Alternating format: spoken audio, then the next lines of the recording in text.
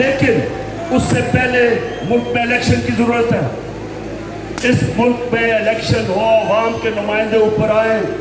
ये जो घुसपैठी है साजिश के तहत पैसे, चोरी के पैसे से लोगों को खरीद के, और ये जो ऊपर आके बैठे हैं, ये जब तक है मुल्क नीचे जाता रहेगा। ये जो जनरल बाजवा ने तोहफा दिया मुल्क को, जो इस मुल्क को तबाही, जो जनरल बाजवा ने मुल्क से किया है, कोई दुश्मन भी नहीं कर सकता था। कोई दुश्मन एक साल में पाकिस्तान को वो नुकसान नहीं पहुंचा सकता था जो जनरल बाजवा पहुंचा के गया। और ये जो शहबाज शरीफ है, मैं इससे सवाल पूछता हूं कि तुम बरतानिया क्या कर रहे हो? तुम जो बरतानिया चले गए हो, आपके पास टाइम इतना ज्यादा है? क्या आपको पता नहीं कि यहां 2 दिन पहले 6 हमारे फौजी शहीद हुए, 7 पारा चलार में टीचर को उन्होंने गोलियां मारी। महंगाई तारीखी है। इन हालात के अंदर तुम कैसे मुल्क छोड़ के वहां चले गए? क्योंकि पैसा तुम्हारा बाहर पड़ा है, भाई तुम्हारा मफरूर बाहर बैठा हुआ है, बिजनेसेस आपकी बाहर है, बच्चे आपके बाहर हैं, आपकी बिजनेसेस, बच्चे, आपके इलाज, सब कुछ मुल्क से बाहर है। तो मुल्क सिर्फ पैसा बनाने के लिए आते हैं। इसलिए मैं सारे पाकिस्तानियों को आज कह रहा हूं कि देखिए, अब जो आज पाकिस्तान में हालात है, ये समझ है कि कौम का वक्त आ गया है कि बाहर निकलने का। मैं निकल रहा हूं, जान को खतरा है। 2 दफा मेरे ऊपर कातिलाना हमले मारने की कोशिश की गई।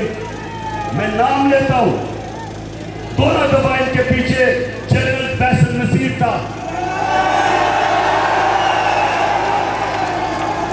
मुझे भी इसने मारने की कोशिश की, और इसके पीछे था जो तशद्दुद हुआ आजम स्वाति पे, उसके पीछे भी यही था।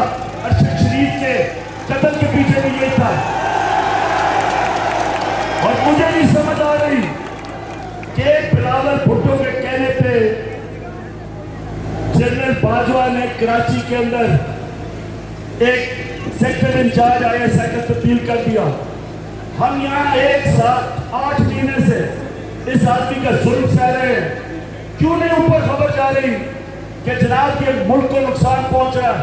ये जो हरकतें कर रहा है, ये कोई आदमी नहीं कर सकता जो इस मुल्क से प्यार करता है। हमें ऐसे किया जा रहा है जिसमें कोई दुश्मन है। तो मैं आज कह रहा हूं कि ये आगे कुछ हुआ, मैं निकलने लगा हूं। मैं जलसे करूंगा अगले हफ्ते से 14 मई तक, मैं जलसे करूंगा। कुछ मुझे हुआ, सारी कौम को कह रहा हूं कि जनरल फैसल नसीर का नाम याद रखो, ये जिम्मेदार होगा। और मेरी कौम, जिस तरह आज आप सारे निकले गांव में, मोहल्लों में, जिस तरह आपने अपने आइन के साथ खड़े हुए हैं, और जो चीफ जस्टिस आइन के साथ खड़ा है, जिस तरह उसके साथ खड़े हुए हैं, मैं आज आपको सलाम पेश करता हूं। आप एक जिंदा कौम बन गए।